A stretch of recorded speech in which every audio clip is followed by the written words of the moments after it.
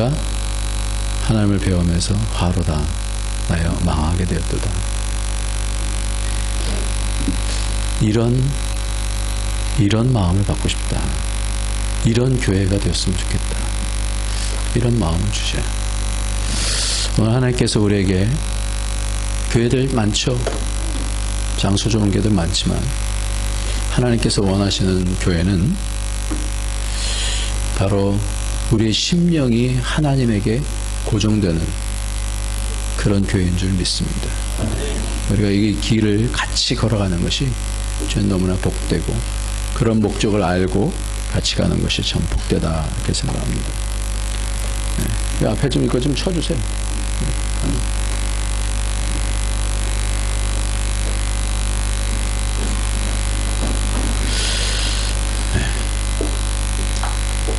이래서 예배 시간 늦으시면 안 됩니다. 네. 좀 불편하시죠?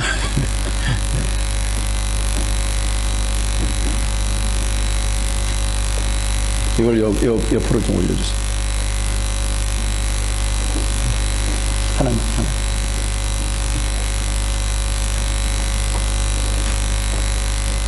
고맙습니다.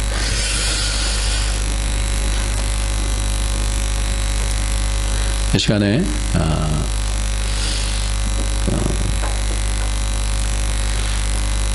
정철원 목사님께서 이번 부흥의 마지막 시간입니다. 마지막 시간에 마지막 말씀을 우리에게 주실 때 우리가 이렇게 생각했으면 좋겠습니다. 말씀을 받을 때 하나님은 정확하신 하나님이신 줄 믿습니다. 하나님은 우리에게 필요한 말씀을 필요한 때에 주신다. 그러니까 그냥 좋은 말씀 들으려고 하지 마시고요. 오늘 내게 이 말씀을 왜 주시는가? 이때에 이 말씀을 왜 주시는가? 이 말씀을 받게 되어질 때 우리에게 그 말씀을 통한 놀라운 일이 열려질 줄 믿습니다.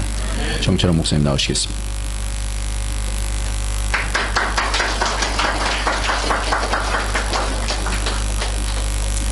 할렐루야. 아까 정전이 됐다고 하고 저는 칼럼을 또 기적이라고 쓰고 이러면서 또 찬양하는 중간에 불이 들어오고 이러면서 저는 이런 생각했어요. 참 하나님은 굉장히 자상하시다. 특별히 안디옥 교회 굉장히 자상하시다. 왜 그런가 하면 목요일하고 금요일 부흥에 참석하지 못하는 분들에게 그 분위기가 어땠는지를 보여주시는 것 같았어요. 목요일은 불이 안 들어왔고요. 금요일 저녁은 불이 들어오고 근데 예배 중간에 불이 들어오고 하는 것이 굉장히 자상하시다. 이런 생각을 해봤습니다. 여러분 굉장히 복된 교회의 성도인 줄 믿습니다. 저는 21년 동안 이민 목회를 하고 6월 18일 날 한국으로 들어오면서 아내 각막이식 수술 때문에 또 그러면서 예전에 가졌던 잃어버린 꿈을 회복하고 그리고 이제부터 순회 사역을 하나님이 허락하실 때까지 하겠다 하면서 이제 첫 걸음으로 제가 북경 안디옥 교회를 방문했는데요. 미국에서 한국으로 나올 때 참 깜짝 놀랐어요. 한국에서 미국으로 들어가던 93년도에 그때 제가 미국으로 들어가던 날이 아들 생일이었어요. 그리고 미국에서 한국으로 나오는 21년 뒤에 나오는 날이 딸 생일이었어요. 10월 18일과 6월 18일. 저는 들어갈 때도 그렇고 나올 때도 그렇고 이런 생각을 합니다. 하나님은 하나님의 타이밍에 가장 정확하게 일을 하시는 분이다. 우리는 믿음으로 기다리면서 하나님은 하나님의 때에 일하신다는 거죠. 하나님의 카이로스의 때, 정확한 때에 하나님은 일하신다는 겁니다. 저는 안디옥 교회가 기적의 현장에 있다고 믿습니다. 그리고 북경이 앞으로 21세기 이후에 또 북경에 있는 안디옥 교회가 어떤 중국이 동북아의 허브뿐이 아니라 온 이제 전 세계 어떤 중심지가 돼서 다음 세대를 책임져 갈 때 저는 여러분이 이 자리에 있는 이유가 거기에 있다고 믿습니다. 제가 21년 전, 한 20년 전에 이제 부교육자를 한 2년 하고 그 다음에 매사추세츠에서 담임 목회를 시작하는 바로 그때에 바로 가까운 오촌에서 일어난 한 사건의 영화를 본 적이 있습니다. 여러분 퍼펙트 스톰이라는 영화 보신 적 있어요? 퍼펙트 스톰. 보통 영화 안 보고 사시죠? 그냥 성경만 보고 사시는 것 같고, 아까 1부 때는 영화 몇 분 보셨더라고요. 2부 때는 영화 보신 분이 별로 없는 것 같아요. 그 영화가 뭐냐면 그 글라스고우라고 하는 오촌에서 폭풍 가운데 사투를 벌이면서 싸움을 싸우는 그런 어부들의 이야기가 그 퍼펙트 스톰이라고 하는 영화예요. 근데 영화의 마지막 장면에 그 집체 아니 산채 아니 뭐 그냥 하늘 가득 뒤덮인 그 큰 폭풍 앞에 낙엽 하나처럼 이 배가 사투를 벌이다가 기어코 침몰하여 가는 장면이 마지막 장면인데요. 선장이 눈을 클로즈업 하는데 그 눈을 저는 잊을 수가 없어요. 그 눈 속에 인생의 모든 메시지들이 담겨서 눈을 이렇게 비추어 주면서 마지막 순간에 침몰하는 순간에 선장이 선장실로 들어가는 장면이 마지막 모습이에요. 그리고 정말 그 큰 파도가 덮치면서 배가 가라앉는데요. 그때 배가 가라앉으며 이제 깜깜해지며 그때부터 이름이 올라오는데, 이름이 쓰여지는 이름이 그 글라스고 오촌에서 죽어갔던 오촌의 어부들의 이름이 쫙 올라옵니다. 저는 그 마지막 장면을 울면서 보고 나왔어요. 저게 우리들의 인생의 이야기다. 인생은 이런 뙤약볕, 뭐 밝은 빛, 맑은 하늘, 어떤 면에 형통한 삶이 인생의 이야기가 아니라 때때로는 우리 인생이 정말 다양한 폭풍을 만나면서 살아간다는 생각 때문에 저는 울면서 나온 거죠. 어부들에게 있어서는 폭풍을 만나면서, 바다의 폭풍을 만나면서 그들은 인생의 위기를 맞이하지만, 어부들이 아닌 우리들은 다양한 면에서 인생의 폭풍을 만납니다. 실직을 당하기도 하고, 파산을 선고받기도 하고, 건강 문제로의 죽음을 선고받기도 하고요. 자녀의 문제로, 가정의 경제의 문제로, 관계의 문제로, 수많은 문제들로 신음하며 살아가죠. 미국의 이민자의 삶을 사는 많은 한국인들은 정말 많은 수가 신분의 문제에 얽매여가지고 정말 어렵게 살아가는 분들도 너무 많습니다. 우리 인생의 다양한 면의 인생의 폭풍이 올 때 우리는 어떻게 살아야 할까요? 여러분 어떻게 살고 계십니까? 사도행전 27장에 마지막 한 장 전에 갑자기 사도행전은요, 이 폭풍을 만난 바울의 이야기를 길게 소술하고 있어요. 왜 이렇게 길게 소술할까? 왜냐하면 바울이 1차 선교여행, 2차 선교여행, 3차 선교여행을 할 때 사도행전은 2장, 3장을, 4장을 단지 짧은 그 기간으로 함축해가지고 그것을 나열하는데, 한 사건을 길게 모래톱에 걸릴까봐 기구를 닻을 내던지고 짐을 내던지고 구체적으로 소술하여 한 장을 소술하는 이유가 뭘까? 저는 이런 생각이 들어요. 사도 바울처럼 자기의 평생을 헌신하며 드린 이 사도 바울에게 적어도 1차 선교여행, 2차 선교여행, 3차 선교여행 평생을 헌신했으면 이제 적어도 나머지 삶은 좀 형통한 삶을 살아야 하는데, 그의 마지막 순간의 모습까지는 그에게 닥쳐온 인생의 이야기들은 폭풍의 이야기들로 되어 있다. 이것이 바로 우리들의 이야기라는 메시지가 여기 있다, 저는 생각을 합니다. 신앙생활을 10년 하면 20년 하고, 그리고 30년을 하면 적어도 40년째부터는 형통하는 삶, 이런 이야기들을 하고 싶은데, 하나님은 어떤 면에서 수없이 많은 폭풍을 우리들에게 보내주신단 말입니다. 그런 인생의 폭풍을 만날 때, 우리가 만난 폭풍 속에 우리는 어떻게 살아가고 있는가, 그것이 바로 오늘이 주는 메시지라고 저는 믿습니다. 이 폭풍은요, 조그만 크기를 폭풍이라고 말하지 않아요. 오늘 본문에서는 이 폭풍의 크기가 어떤지 이렇게 말하고 있습니다. 20절 보니까 여러 날 동안 해도 별도 보이지 아니하고 큰 풍랑이 그대로 있으며, 큰 풍랑이라고 말해요.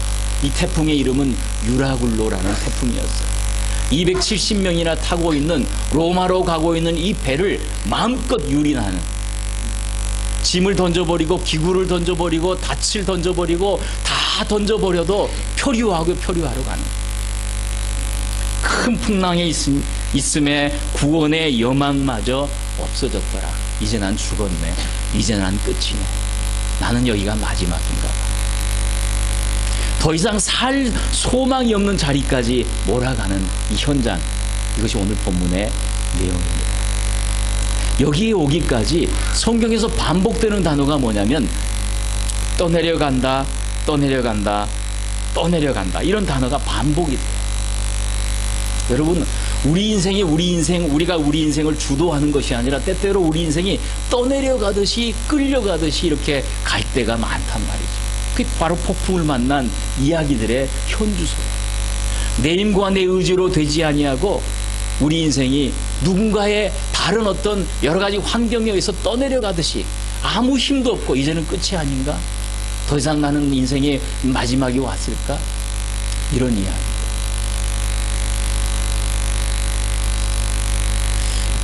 여러분, 인생의 폭풍을 만나는 때에는 세 가지의 이유가 있습니다.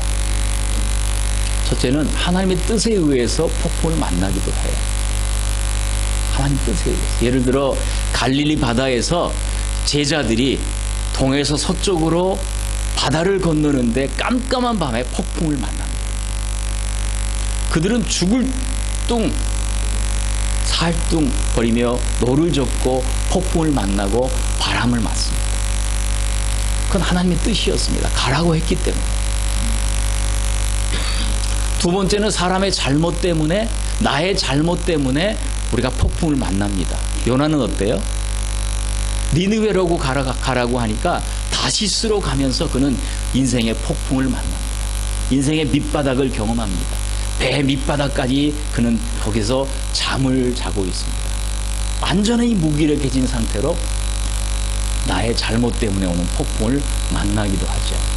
그런데 오늘 바울이 만나는 이 폭풍의 이야기는 하나님 뜻도 또 자기의 잘못도 아닌 어떤 면에서 보면 사람들의 실수로 그가 폭풍을 만나는 듯이 보여집니다. 그들은 그 겨울이 너무 위험한 줄 알기에 바울은 지금은 가지 말자고 해요. 그런데 선장과 선주는 여러 가지 면으로 경제적인 타산을 했겠죠. 아니다, 지금이라도 우리는 가야 된다. 어떤 면에서 재물의 유익 때문에 한 푼이라도 더 벌기 위해서 그들은 결정을 했는지 모르겠어요. 그러나 그건 바울의 뜻은 아니었어요. 다른 사람의 잘못으로 지금 바울이 폭풍을 만나는 것입니다. 만약에 하나님 뜻으로 폭풍을 만난다면 우리는 순종하면 길이 열려요. 괴로이 노젓는 것을 보시고 예수님께서 지나가려고 하시네. 성경에서요, 여러분, 지나가려 하신다, 이 말이 굉장히 중요한 말이에요. 아니, 괴로이 노젓는 것을 보시고 가까이 오시면 가까이 오시고 다가이 오시면 되지, 왜 지나가려 하시는 거예요? 성경에서 나타나신다, 주님이 지나가신다, 매우 중요한 표현입니다. 즉 신적 영광의 현주소를 보여주실 때 쓰는 표현이에요. 즉 하나님 뜻에 의하여 폭풍을 만나는 사람들이 순종하여 가면 기적을 경험한단 말이죠. 전 여러분이 만나는 폭풍 가운데 하나님 뜻에 의하여 순종하여 가길 바라고요. 순종하여 가는 중에 기적을 경험하는 여러분 되길 바랍니다. 두 번째는 나의 잘못 때문에 인생의 폭풍을 만나면 회개하면 돼요. 요나처럼 인생의 밑바닥에서, 배의 밑바닥에서 나를 바다에 집어 던지라, 그리고 큰 물고기 속에서 사흘을 회개하는 그 가운데 그는 다시 한번 구원을 경험하는 거죠. 그런데 나의 실수, 하나님 뜻이 아닌 것처럼 보여지고 다른 사람들 때문에 내가 인생의 폭풍을 만나고 있다고 할 때, 그렇게 생각이 될 때 나는 어떻게 해야 할까? 그 배 안에는요, 4종류의 사람이 타고 있어요. 인생이 권력이 전부이다, 권력이 가장 큰 것이라고 생각하는 백부장과 군인들이 살고 있어요. 그러나 폭풍이 올 때 그 권력은 아무런 힘이 되지 못해요. 그 가운데는 재물이 가장 인생에 소중한 것이라고 생각하는 선주가 있어요. 그러나 폭풍이 올 때 그들은 그 인생의 위기를 자기의 재물로 해결할 수가 없어요. 여러분, 제가 이민 초기에, 이민 목회 초기에 메릴랜드 지역에서 목회를 하고 있는데요. 그 당시에는 한국인으로 이민자로 제일 돈을 제일 많이 버는 사람들이 용접공이었어요. 용접공. 그리고 한 10년 뒤에서는 사이딩, 건물 뒤에 옆에 붙이는 사이딩이 제일 돈을 많이 벌었어요. 그런데 용접공이 어느 정도 돈을 버느냐면요, 이 달러로 100달러를 가지고 모으기 시작하는데 은행으로 보내지 않아요. 왜냐하면 탈세나 세금 뭐 여러 가지 문제가 복잡하니까 그들이 자기 소득을 감추기 위해서 돈을 집에다 모으는데, 집에다 모으는 것도 한도가 있어요. 한계가 있어요. 그런 경험 해보셨어요? 그래가지고 이분이 한국에서 장독을 수입하기 시작했어요. 그리고 마당에 곳곳마다 땅을 파가지고 이곳저곳에 장독을 묻어놓고 거기에 어떤 걸 채웠을까요? 어떤 돈을? 어떤 달러를? 굳이 그 얘기를 그냥 쉽게 하지, 그죠? 100달러를 가득 뚜껑을 열면 어때요? 가득해요. 돈 냄새가 나고요. 그렇게 모으고 사는 집 주소를 알려드리면 가르쳐 드릴게요.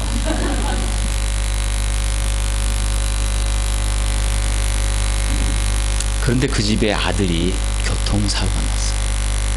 척추가 나갔어요. 그리고 병원비가 들어가기 시작하는데요. 여러분, 미국에서는요, 출산을 하려고 2박 3일을 병원에 입원을 하잖아요. 그럼 하룻밤, 그냥 평균 하룻밤이 비용은요, 10,000불이에요. 1,000만 원. 그냥 하룻밤 자면 1,000만 원이에요.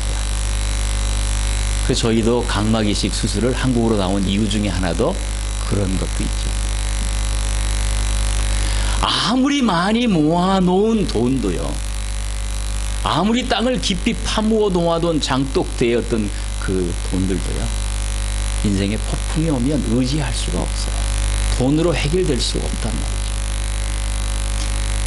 인생의 경험이 가장 우선이라고 생각하는, 나의 경험을 최우선으로 생각하며 사는 사람들이 있어요. 그것이 선장과 선원들이에요. 이들은 아무리 자기들이 발버둥을 해봐도 그들은 떠내려가고 약 2주 이상을 떠내려가고 있는 이 배 앞에 아무런 힘이 되지 못해요. 그 인생의 문제 앞에 이 위기를 해결할 수 없을 때에 아무런 힘이 없을 거라고 여겨지고 있는 죄수 중에 한 명인 바울이 일어나 손을 들어 말을 하고 있어요. 그 말의 내용이 21절부터 26절까지 6절에 담겨 있습니다. 6절에 담겨 있는 이 내용을 잘 보면 우리가 우리의 인생의 위기를 만날 때, 우리는 인생의 폭풍을 만날 때 어떻게 헤쳐나갈 수 있는지 하나님의 지혜로 가득 담겨 있어요. 우리는 이렇게 생각해요. 북경 안디옥 교회가 15년, 16년, 17년쯤 돼가지고는 그냥 다 문제가 해결되고 폭풍이 사라지고 그냥 요즘의 북경의 날씨처럼 그냥 맨날 청명했으면 좋겠다. 하나님은 그렇게 하지 않으신다고. 아니 19년째가 되어도 여전히 불도 나가고,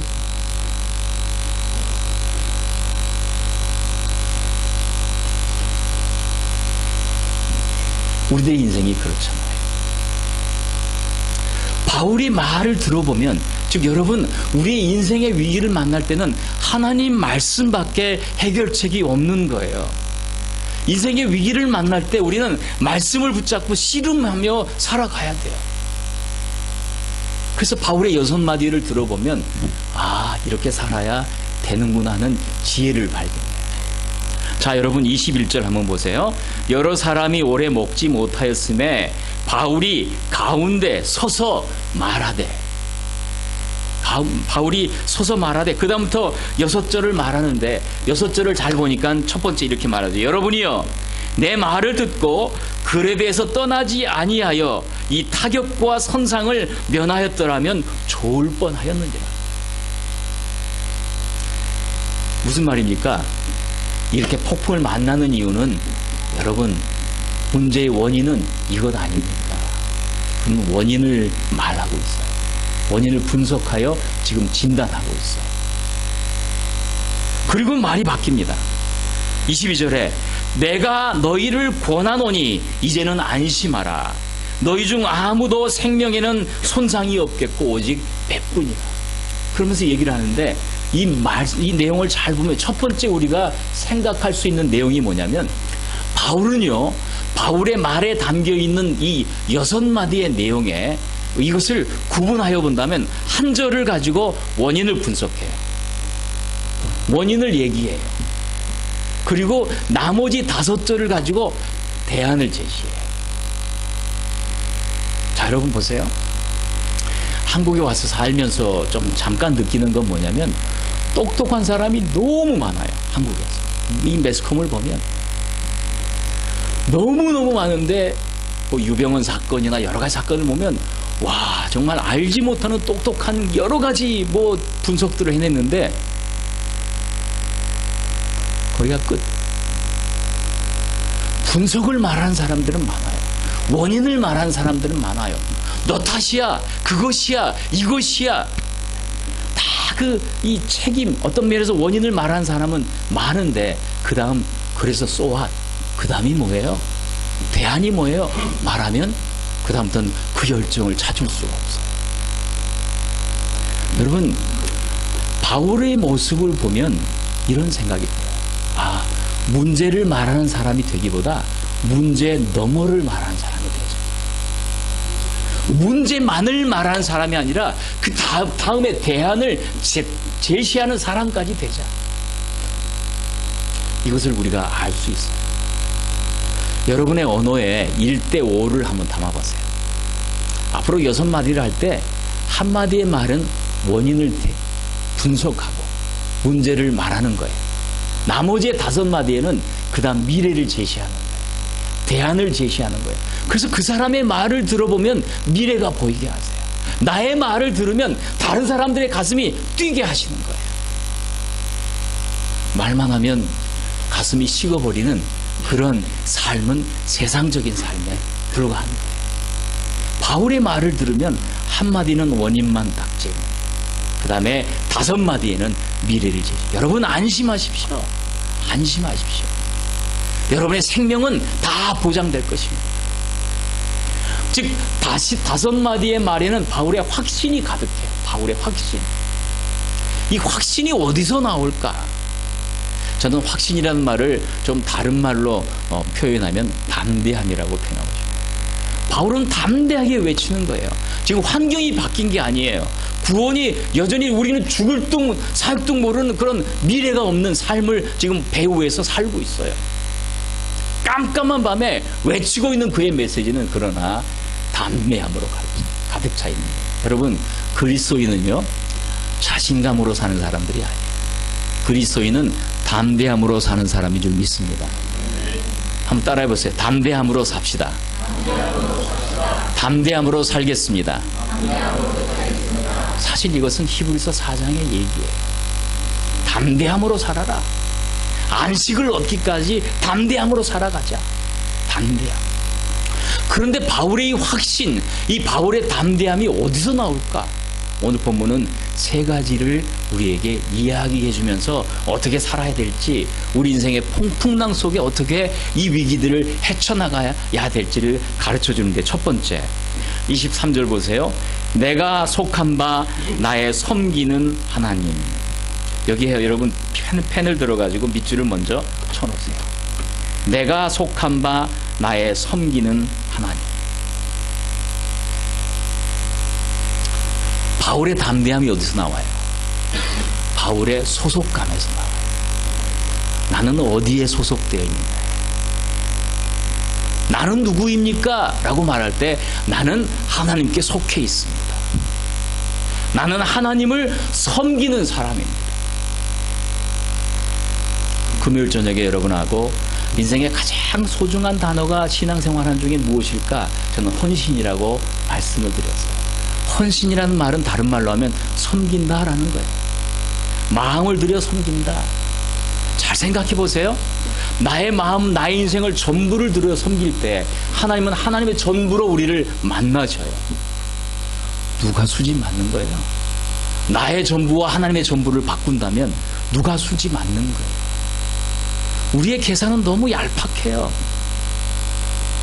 우리 인생에 조금을 들이면서 하나님의 전부를 맛보려고 하는 거예요. 내가 속한 바 나의 섬기는 하나님. 여러분이 이렇게 소속이 분명한 고백이길 바랍니다. 나의 섬기는 하나님, 내가 속한 하나님. 여러분 이렇게 말할 수 있는 이유가 뭐예요? 이렇게 말할 수 있는 사람들은 어떤 사람들이에요? 하나님과 나와의 인격적으로 잘 관계가 맺어진 사람들이 하는 거예요. 부흥회 때 저는 제가 26살 때 뇌염과 내막염에 걸렸다가 또 서울대병원에서 척수에 검사를 하면서도 죽은 이 사람은 죽은 사람이 죽어 이제 살아날 소망이 없습니다. 이런 말을 들으면서 살아났다고 말씀을 드렸습니다. 그 26년을 어떤 면에 저의 인생에 또 한 번의 터닝 포인트로 해가지고 이전도 모태 신앙인, 이후에도 여전한 신앙인. 그런데 이 죽음을 한번 경험하고 난 저의 신앙의 고백은요, 이전과 이후는 너무너무 달랐어요. 갈라디아서 2장 20절이 저의 고백이 되었어요. 이제 내가 육체 가운데 사는 것은 하나님의 아들을 믿는 믿음 안에서 사는 것이다. 내가 이제는 내가 살지 않고 내 안에 그리스도께서 사신 것이라. 그전에는 내가 살았지만 이후에는 내가 죽은 삶을 살 수 있었어요. 왜냐하면 육체가 정말 죽고 보니까 중요한 게 없더라고요. 내가 속한 바 나의 섬기는 하나님, 이렇게 말할 수 있는 사람은 주님과 나와의 인격적인 교제가 있는 사람. 여러분, 많은 사람들이요 예수님을 말해요. 그러나 예수님에 관해서 말할 뿐이에요. 다른 사람들의 수많은 간증을 듣지만 나의 삶에 간증이 없는 이유는 예수님에 관한 말만, 지식만 있을 뿐 주님과의 경험이 없는 이유는 주님과의 인격적인 관계가 없기 때문에, 주님을 나의 왕으로 모시지 못했기 때문에 그래요. 주님을 나의 구주와 구세주로 영접하지 못했기 때문에 그런 인생의 터닝 포인트가 필요한 거예요. I know about Jesus. 주님에 관해서 나는 많이 알아요. 그러나 어떤 사람은 이렇게 말해요. I know Jesus. 나는 주님을 알아요.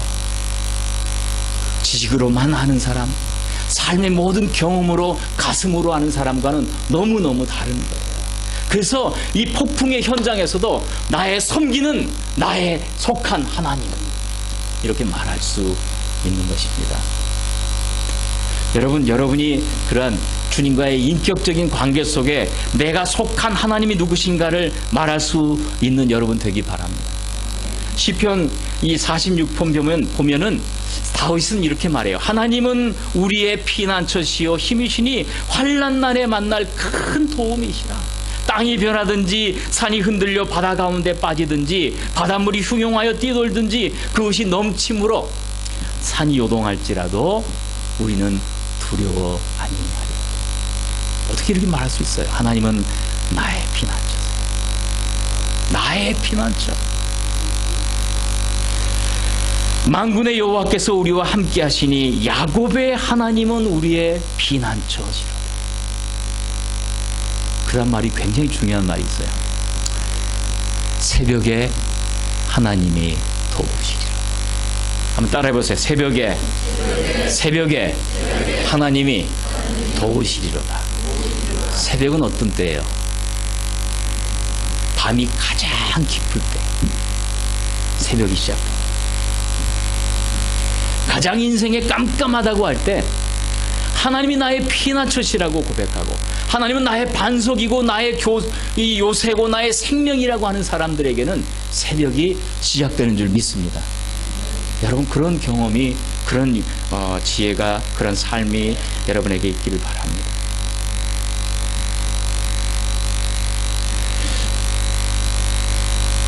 두 번째, 바울은 내가 섬기는 나의 속한 하나님이라고 말한 다음에, 그 다음에 그렇게 말한 이 다음에 하는 말 잘 들어보세요.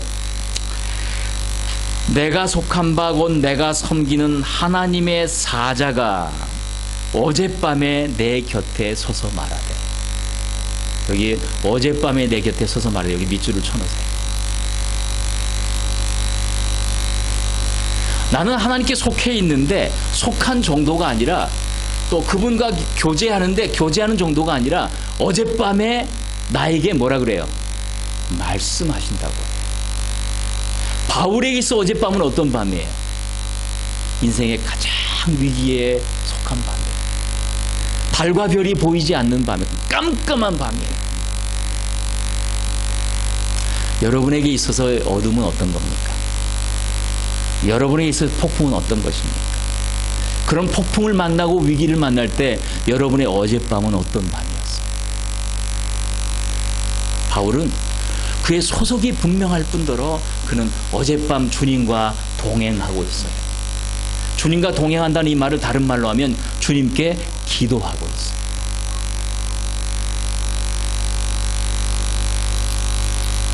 정말 그렇잖아요, 여러분. 기도는 하늘과 땅을 열어가는 하나님께서 우리에게 주신 유일한 어떤 면의 채널이고 기적의 통로로 하나님 허락하신 거죠. 어젯밤에 내 곁에 서서 말하되. 폭풍을 만날 때 여러분, 그 절망의 자리를 소망의 자리로 바꿀 수 있는 것은 우리의 기도의 현주소라는 거예요.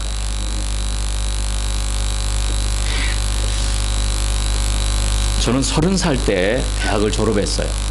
늦게 대학을 졸업하고, 그리고 뭐 막내 여동생하고 대학을 같이 졸업을 했는데, 늦게 졸업하고 보니까 들어갈 데가 별로 없어요. 종합상사에 있는데도 뭐 나이 연령이 찼어요. 하여튼 뭐 이러면서 제가 말씀 하나를 붙잡았어요. 여러분, 인생의 위기가 올 때는요, 저는 이렇게 해요. 하나님 말씀을 쭉 읽다가 어느 말씀 하나를 붙잡고 그 말씀을 붙잡고 넘어가는 거예요. 시편 40편을 붙잡았어요. 내가 여호와를 기다리고 기다렸다. 나의 부르짖음을 들으셨다. 시편 40편의 기자는 기다린다는 것을 어떻게 해요? 부르짖음으로 연결해요. 기다림의 시간을 기도로 연결해요. 그가 나를 기가 막힐 엉덩이와 수렁에서 끌어올리시고 내 발을 반석 위에 두사 내 걸음을 견고하게 하셨다. 기가 막힐 웅덩이와 수렁에서 나를 끌어올리셨다고 말해요. 여러분, 인생에 어떤 기가 막힐 웅덩이와 수렁이 있다 할지라도 하나님은 우리를 끌어올리신다는 거예요. 전 그걸 붙잡았어요. 하나님, 하늘을 봤어요. 제가 인생에 하늘을 한 3번 본 기억이 있어요. 그때가 첫 번이에요. 하늘을 봤습니다. 그리고 하나님, 저는 백이 없어요. 저는 누구를, 사람을 의지할 것 어떤 것도 없습니다. 하나님이 저의 백이 되어주세요. 그리고 이 말씀을 붙잡고 걸어다니며 뛰어다니며 묵상하는 거예요. 한 회사에서 사람을 뽑는다는 광고가 나왔는데 누구누구를 통해서 들었어요. 그리고 제가 어플라이를 했어요. 그리고 여러 명이 거기에 응시를 했는데 딱 한 사람을 뽑는 거예요. 2사람이 마지막 경합이 됐어요. 1차 면접, 2차 면접, 3차 면접을 가면서 제가 거기에 들어가게 됐어요. 거기가 바로 CBMC라고 하는 한국 기독실업이었어요. 그렇게 해서 한국의 정말 저명한 기독실업인들을 가까이서 모시고 뵙고, 저렇게 사는 것이 크리스찬이구나, 저렇게 사는 것이 신실한 기독교인들이구나, 그러니까 저렇게 복을 주시는구나 발견했어요. 4년이 넘어가면서 하나님을 더 알아야 되겠다 생각하고 제가 신학을 공부하길 원했어요. 김준곤 목사님이 참 저를 아껴주신 분인데, 그리고 주례까지 하시고 제가 신학을 하고 GBMC를 그만두겠다 하니까 GBMC 사무국장 그 자리는 당신이 있어야 돼. 당신 신학하는 건 여러 사람들이 신학은 많이 해. 당신은 거기 있어. 거기 있어. 근데 저는 주님을 더 알기를 원했어요. 더 가까이 가기를 원했어요. 그래서 기꺼이 그 자리를 내려놓으려고 하는데 제 마음이 너무 무거운 거예요. 35쯤 돼가지고 신학을 하려고 하니까 너무 무책임한 거예요. 생활이나 여러 가지 면에서 이건 뭐 대책 없이 사는 것이니까. 그때 제가 한국의 세로나 백화점인가요? 남대문 앞에. 거기서 아내를 기다리는데 이 사람이 무려 40분을 안 오는 거예요. 그런데 아내가 늦게 올 때 남편이 뭘 해요? 보통 여러분의 남편은 아내가 늦게 올 때 뭐 하십니까? 기도하죠.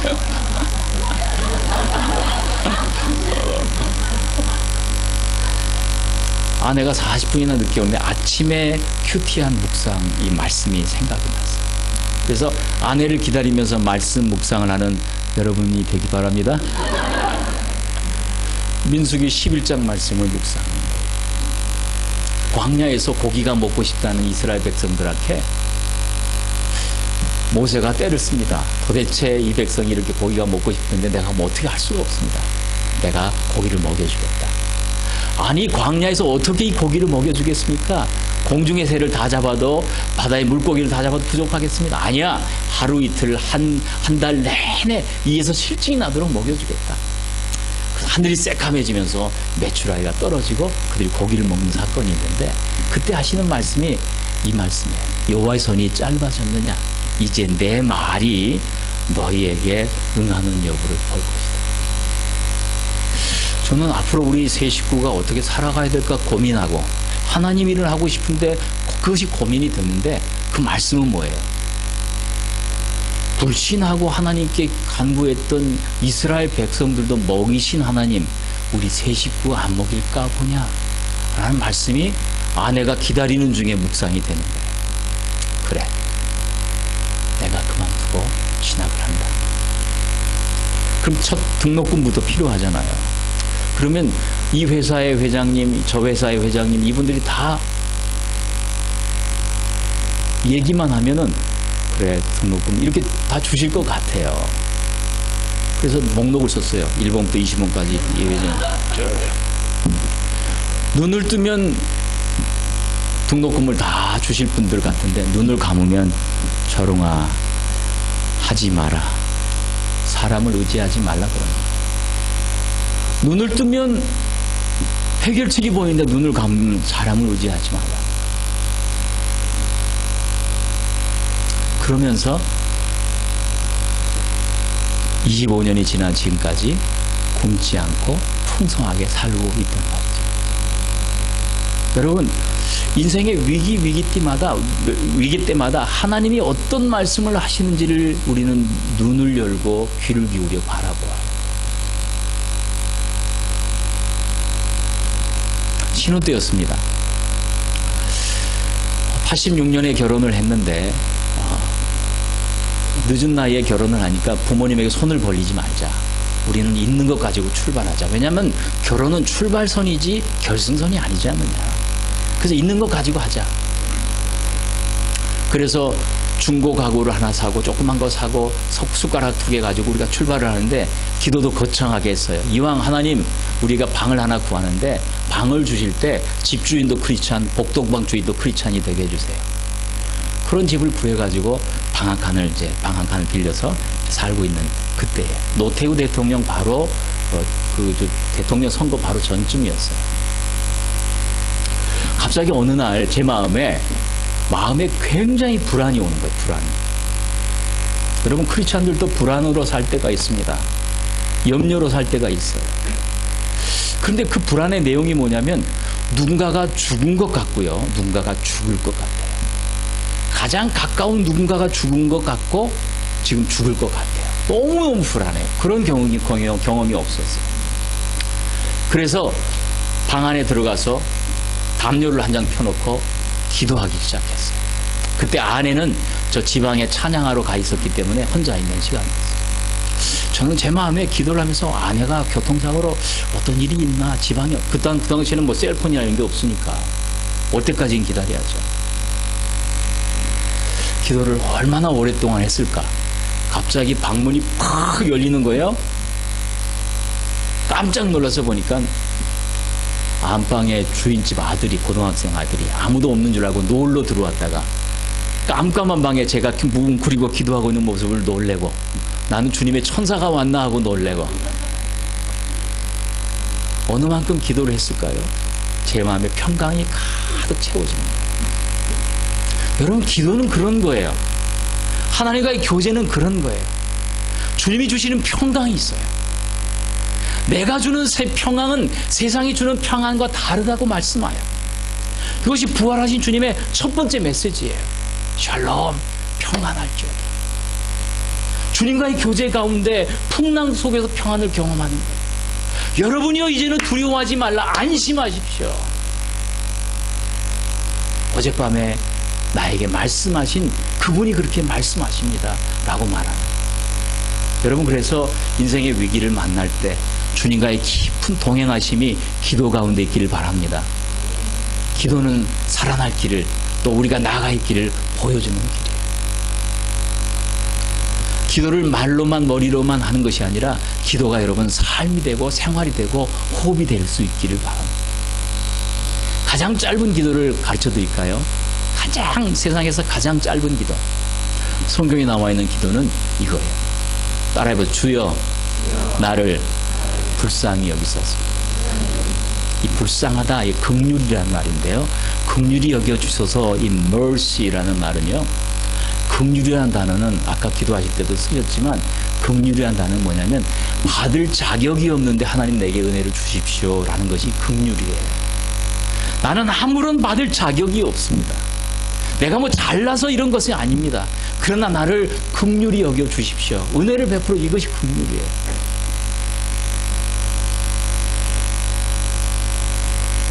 소경 바디메오가 그 기도를 해요. 주님, 나를 불쌍히 여겨주세요. Mercy on me. 주님, 나를 불쌍히 여겨주세요. 딱 한마디예요, 한마디.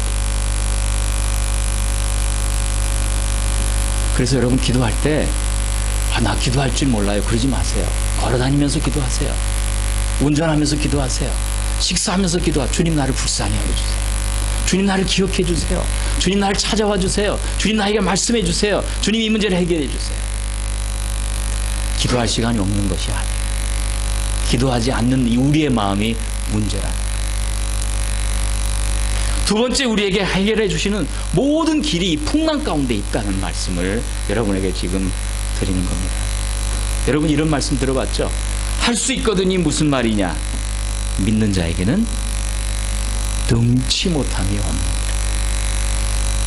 우리에겐 길이 있다는 것입니다.